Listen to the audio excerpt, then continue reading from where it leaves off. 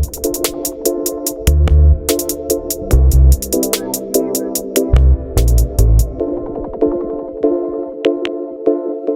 right, welcome to Everything NHL, the hockey segment of the Fantasy Fanatics Podcast.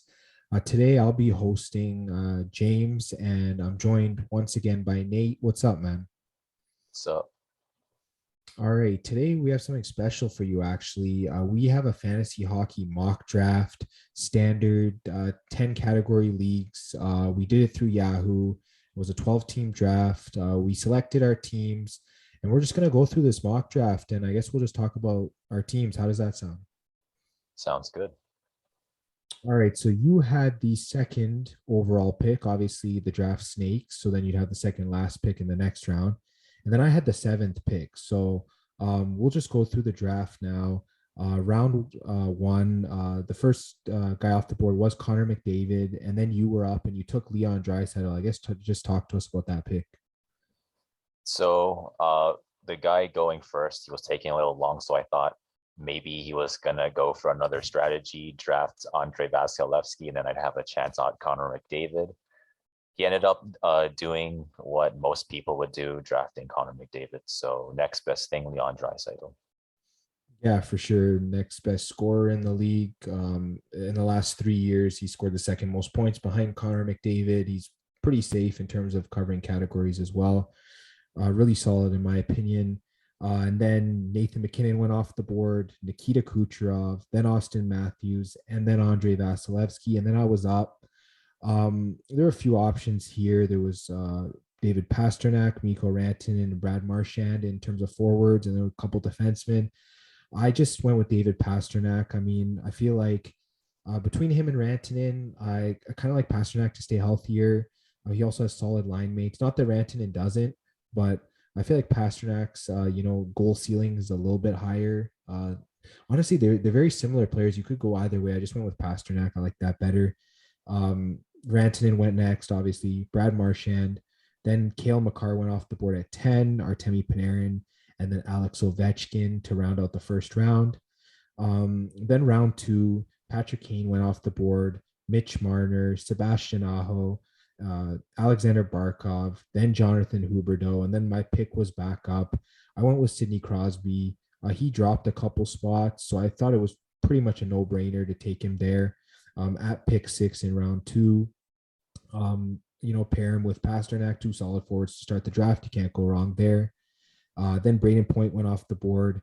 Then Mika Zibanejad, Brady Tkachuk, Andrei Svechnikov, and then Nate, you went with Robin Lehner. I guess just talk to us about that. So I guess I decided to kind of start on the whole goalie thing. Robin Lehner, he was kind of like within like where my picks would be, so I wasn't really reaching too far for him, so I just decided to pick him. Yeah, I mean, with Marc-Andre Fleury gone, he's the starter in Vegas. We know how good Vegas is. You had the second best goalie off the board. Honestly, nothing to be ashamed of. Solid pick. And then John Carlson went off the board to finish round two, moving to round three. Adam Fox went off the board.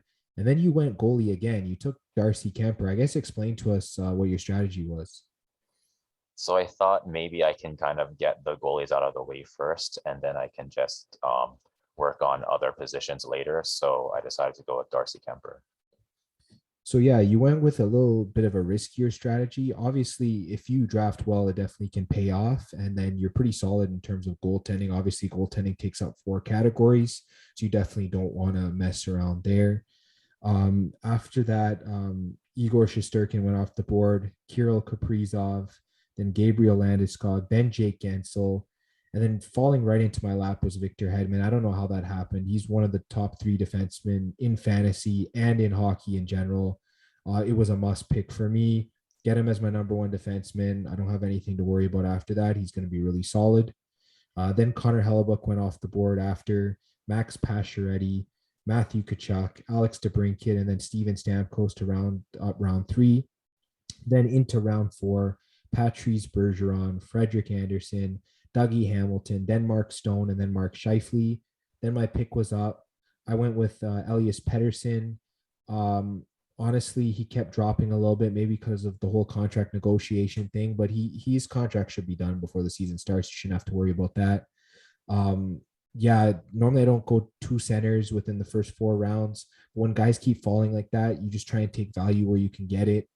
I mean, then you can always just trade for another position later if you have too much of anything. So definitely want to take the value. He's a young forward. He definitely can continue to ascend in terms of points. And yeah, he's the number one center in Vancouver. Nothing else much to say about that. And then John Tavares went off the board. Roman Yossi, Quinn Hughes, Spencer Knight, and then Nate, you went with Alex Petrangelo. Just talk to us about that pick. So he was kind of within my draft position. I thought, like, why not get a really solid defenseman early? Yeah, I mean, he definitely should be drafted as a top defenseman on your fantasy team. He's going within the top like 6 or 7 defensemen. He pretty much contributes in every category, so pretty solid pick. And then Aaron Ekblad went off the board. Then we moved to round 5.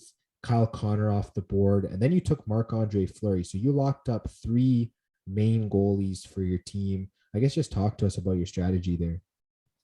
Yeah, so I guess it was just kind of the last part of wanting to, I guess, get all the goalies out of the way and then just focus on all the other positions.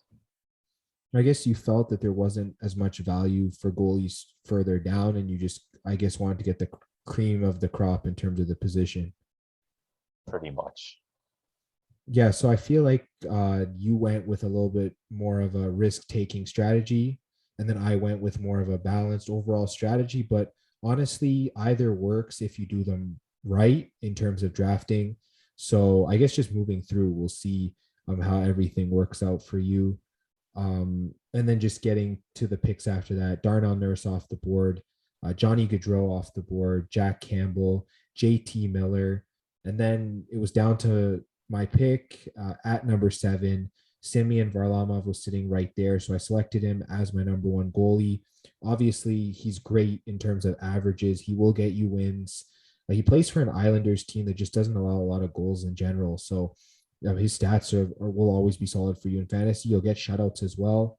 It's pretty much a no-brainer for me from there. And then Nikolai Ehlers after me, Shea Theodore, Tyson Berry, Morgan Riley, and Ilya Sorokin off the board. So now we move to round 6. Brock Besser off the board, UC Saros, Miro Heiskanen, Tyler Sagan, and Seth Jones.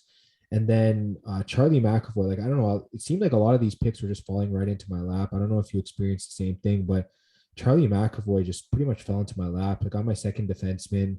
I mean, this guy's going to play in almost every situation for Boston. He's going to be on the ice, he's going to get points, going to be on the power play. You pretty much get everything you want from him. He could even be a number 1 defenseman for your team, depending on how well he plays. And I mean, I got him as my number 2, so I'll take that. Carey Price went right after me. Rope Hintz, Evgeny Kuznetsov, Neil Pionk, and then Nate, you took Matthew Barzal. I guess just talk to us about that. Yeah, so I guess I decided to start filling out the center position next. So Matthew Barzal is pretty solid, so I went with him. Yeah, you can't go wrong there. I mean, a lot of the centers were falling right in our laps. Barzal is a perfect example of that. You just take the value while you can get it. Jack Eichel went off the board next, then Cam Talbot, and then Nate, you took Andre Palat. Just talk to us about that pick. Yeah, so I guess with that, I wanted to, I guess, get the left wingers out of the way. And Andre Palat, he's on Tampa Bay. You can't really go wrong with anybody on Tampa Bay, so I just picked him up. Yeah, I mean, the plus minus is going to be solid. He plays on such a solid line with Point and Kucherov. So yeah, you're right. You can't go wrong there.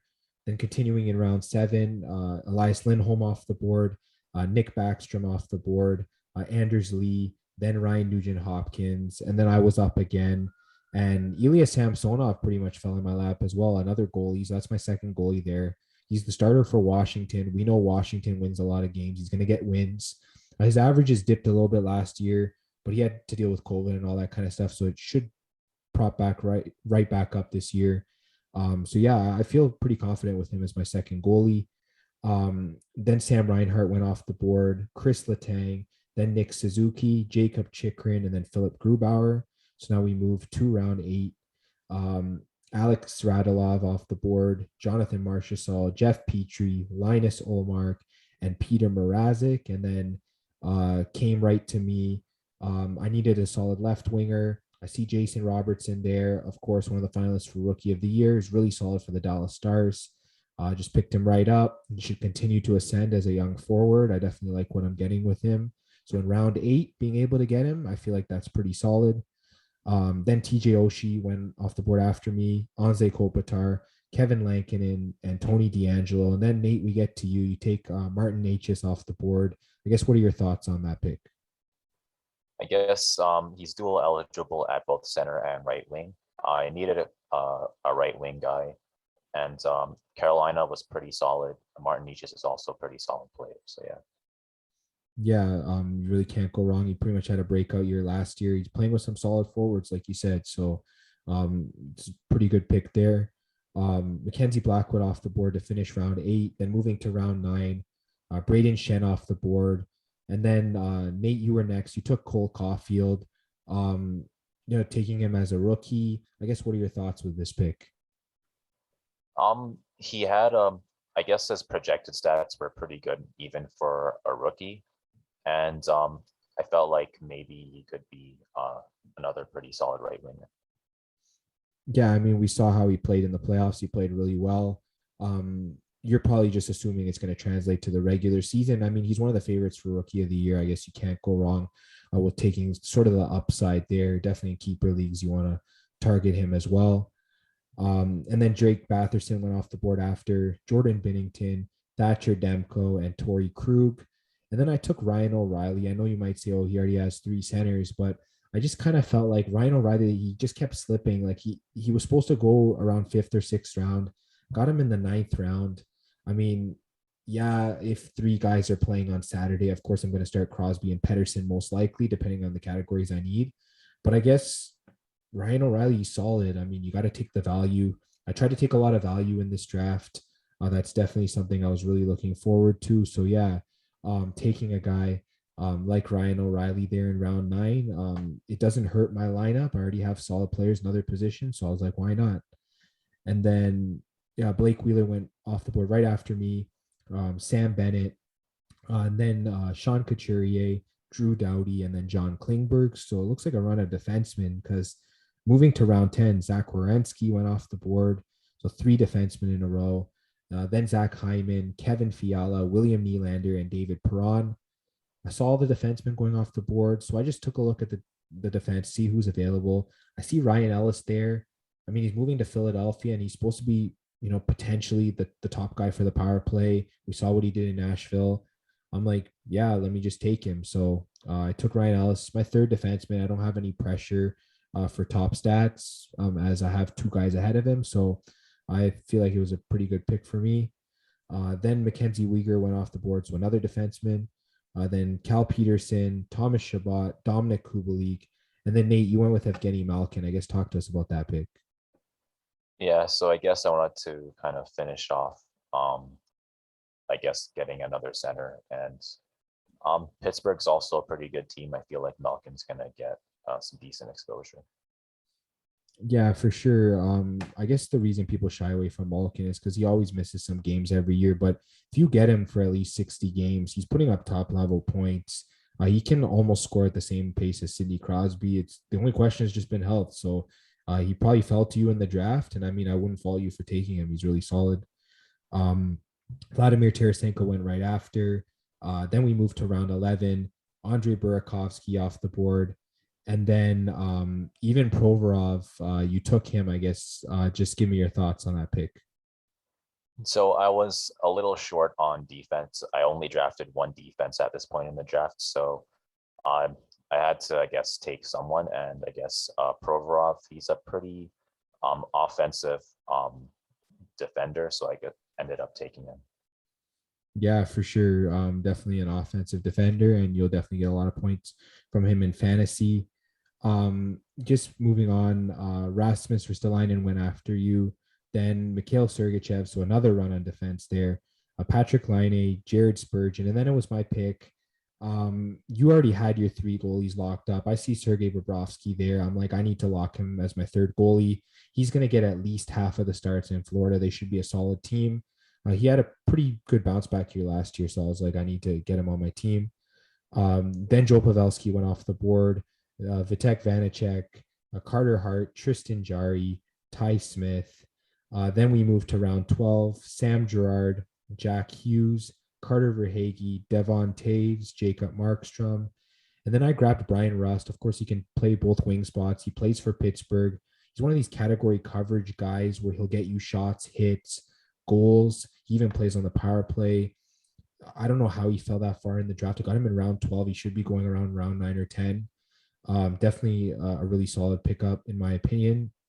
And then moving through the rest of the round, Matt Dumba off the board, Pavel Buchnevich off the board, Oliver Ekman-Larsson, Vincent Trocheck, and then Nate, you went with Thomas Hertl. I guess just talk to us about this pick. Yeah, so I guess I decided to go with another left winger, and yeah, that's pretty much it. Yeah, for sure. I mean, you definitely want to fill up your positions. Thomas Hertl plays on pretty much the top line, or he'll center the second line on his own. So he's definitely really solid. He plays on top power play for the Sharks. Can't go wrong there. Then Vince Dunn went off the board to finish round 12. We moved to round 13, where Jeremy Swayman went off the board. And then Nate, you went with Mark Giordano. I guess just talk to us about this. Yeah, so I guess I thought maybe I could take a chance on, I guess, a player on a new team. So I guess I decided to go with Giordano. Yeah, for sure. He's going to be playing some big minutes in Seattle, so he should be productive for fantasy. Then Jacob Trouba went off the board, Alex Nedeljkovic, Justin Falk, and then Philip Forsberg, who was going to be my pick as he had kept falling there. Seeing that he went off the board, I just went with Tom Wilson. I mean, this guy, he pretty much gets every single category for you in fantasy. He's on Washington, so his plus minus will be good. He plays on the power play. He gets shots. He gets lots of hits, goals, assists, whatever you need, he's going to get it. So I'm like, to put behind Pasternak at right wing, why not? So I feel like that was a good pick there. Taylor Hall went off the board after. Alec Martinez, John Gibson, Tyler Toffoli, and then Bo Horvat to finish the round. Then we moved to round 14. Capo Kakinen off the board, Jake Muzzin, Teuvo Teravainen, Jake Ottinger, and Colton Parayko. Then I was up. And I took Brent Burns. I feel like a lot of people are sleeping on him because he did have a rougher season last year. I feel like over an 82-game season, he can put up at least 50 points as a defenseman, which is really solid for fantasy. The only thing you got to watch is the plus minus, but outside of that, he's going to score on the power play. He gets goals. He'll get probably a lot of shots. He might even lead the San Jose Sharks in shots as a defenseman. There's a possibility. So I like Brent Burns for that. I feel like I got a lot of value there. Then after me, Ryan Strome off the board, Ryan Pollock, Jamie Benn, Tim Stutzel, and then Nate, you took Anthony Mantha. I guess talk to us about that. I liked his dual eligibility. He's on Washington, so he should get decent exposure as well. Yeah, for sure. Ever since he got to Washington, he's just been really solid coming in that trade from Detroit. So I definitely like his upside as well. Then Jake Voracek went off the board after that. We moved to round 15, where Chris Kreider comes off the board first. And then Nate, you take Brendan Gallagher. So you got two right wingers from Montreal. I guess what's your opinion on this pick? I guess I was thinking maybe I can get a defenseman last and try to go for more offense, kind of extend more of the offensive stats side of my team. So I ended up going with Gallagher. Yeah, and I guess Gallagher's one of those guys. He'll get you shots, he'll get you hits, I guess chipping in different categories. And then you don't even need to put him in your starting lineup. He can just come off the bench for you, if anything. So it's not like you're under a lot of pressure there. And then after you, I guess Elvis Merzlikins went off the board, Alexi Lafreniere, Justin Schultz, Chris Drieger. And then I took Jacob Verana, who was the other guy in that Anthony Mantha trade. You went with Mantha. I went with Verana. Obviously, he's not dual eligible. He just plays left wing. But I guess the way he finished the end of last season. I feel like he could be a breakout guy for Detroit this year. I definitely want to capitalize on that. You definitely want to target guys in the late rounds that could break out. So he's one of the guys that I really liked. And then Radko Gudas went off the board, who I think was the guy that you were going to target. Of course, a hit specialist. Pat Hornquist, another one of those guys. Oliver Bjorkstrand, Brandon Tanev, and then Victor Arvidsson. Then we moved to the final round, round 16. Evander Kane off the board, Rasmus Dahlin, Kirby Doc, Claude Giroux, Matthias Ekholm. Then I went with Erik Karlsson. I mean, he's the other defenseman in San Jose. They're paying both of these guys, Burns and Karlsson, a lot of money to score a lot of points. This is the make or break year for these two guys. Might as well take advantage of it, get them 2 out of the final 3 picks, all defensemen. They could all break out. They're both Norris level defensemen previously, so might as well just take the value while I can get it. Cam Atkinson off the board after, Duncan Keith, Connor Garland, Oliver Wahlstrom, and then you took Adam Lowry. I guess just talk to us about that pick. So this pick was like more or less a mistake. I was actually trying to go for a defenseman instead, and I clicked Adam Lowry by accident pretty much. Yeah, well, I mean, he's, I guess, one of those guys that if you do draft him, probably in a deeper league, or if you draft him, it was a mistake on the last pick, so you don't even need to worry. You just drop him and pick up a defenseman. No defenseman went after you anyways. John Gabriel Pagel was the last pick of the draft. So right after the draft, you drop him and you pick up a defenseman.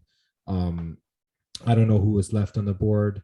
I think Ekholm went. There was probably a couple other guys. Maybe Jamie Drysdale was there. You take a shot on him because he's a rookie, that kind of thing. So yeah, we approached the end of our draft. Solid 16 round, 12 team draft, 10 category leagues. This was in Yahoo. So I'll start with you, Nate. I guess go through your team. I guess just list off the players and I guess just talk about the things you like about your team. So my players are Leon Draisaitl, Robin Lehner, Darcy Kemper, Alex Pietrangelo, Marc-Andre Fleury, Matthew Barzal, Andre Pallet, Martin Necas, Cole Caulfield, Evgeny Malkin, Ivan Provorov, Thomas Hurdle, Mark Giordano, Anthony Mantha, Brendan Gallagher, and Adam Lowry. I guess something that I liked was all the goalies. I guess because I ended up getting goalies early, I wouldn't have to worry too much like week to week about who I'm playing. I should be able to keep up in terms of goalie stats. Draisaitl, I had a high position. I was like picking from second in the first round, so Draisaitl's a really solid pick. Hopefully there's a chance you could get Connor McDavid if for whatever reason they decided to go for a different strategy, but most likely if somebody has the first pick, they're taking McDavid. So Draisaitl is the next best thing. Yeah, for sure. I guess one thing I noticed about your team is I guess when you took 3 goalies early, I think it hurt your defense later on. I don't know. What's your opinion on that? Yeah, I wasn't expecting so many people to take defense. I think once when I took Marc-Andre Fleury, there were like basically a flurry of defenses getting drafted. I guess people decided at that point in the drafts, they thought maybe now was the time to pick defense, and it ended up being like most of the people in the draft. So I ended up having to kind of scramble a little bit to find people. Yeah, for sure. It's just one of those things where you try different draft strategies as you're mock drafting. And if it doesn't work out, then it's definitely something that you're not going to try for the next time. Probably taking 2 goalies is a good idea if you want to draft goalies early, but then probably wait on that third one. And because I think defenseman does start to run dry as people definitely want to target them. I'll just get to my team now. The team I drafted from the 7th spot, David Pasternak, Sidney Crosby, Victor Hedman, Elias Pettersson, Semyon Varlamov, Charlie McAvoy, Ilya Samsonov, Jason Robertson, Ryan O'Reilly, Ryan Ellis, Sergei Bobrovsky, Brian Rust, Tom Wilson, Brent Burns, Jacob Verana, and Erik Karlsson. I'm really satisfied with this team. I think I got, bits and pieces in different areas that I really like. Of course, Pasternak and Crosby is a solid 1-2 at forward. Having Hedman as my top defenseman, and then with McAvoy behind him, I like that. Varlamov and Samsonov, solid goalies, both of them. They play for teams that they don't allow too many goals, so yeah, I like them. Definitely got a lot of value with certain picks, like the Ryan O'Reilly pick where he just fell to me. Brian Russ, same thing. And then just taking those late shots, like I mentioned, Jacob Ferrana, young forward, you take a shot with him.